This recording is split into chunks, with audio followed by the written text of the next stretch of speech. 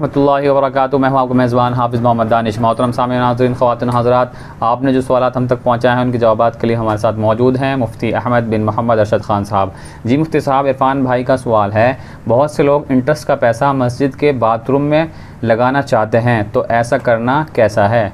बिस्मिल्लाहिर्रहमानिर्रहीम, अल्हम्दुलिल्लाहि वहदा वस्सलातु वस्सलामु अला मन ला नबिय्य बअद, अम्मा बाद।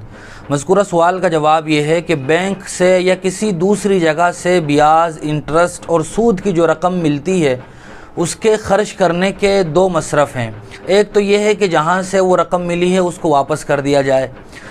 दूसरा तरीक़ा जो मुनासिब भी है और बेहतर भी है वो ये कि उस रकम को ले लिया जाए, जो भी कुछ पैसे हों उनको ले लिया जाए और फिर गरीब को बग़ैर सवाब की नीयत के दे दिया जाए। जो मुस्तहिक़ होते हैं, जो ज़कात के मुस्तहिक़ होते हैं, उनको दे दिया जाए। उनको किसी दूसरे सोशल काम में या ये कि किसी रिफाही काम में इस्तेमाल करना जायज़ नहीं है। बाहर सड़क बन रही हो, कुआं खुद रहा हो, पानी का इंतज़ाम किया जा रहा हो, या ये कि मस्जिद या मदरसे के बाथरूम और टॉयलेट्स वग़ैरह ही क्यों ना हो, उनमें भी उन पैसों को इस्तेमाल नहीं किया जा सकता, बल्कि गरीबों को ही बग़ैर सवाब की नीयत के उन पैसों को दे देना चाहिए।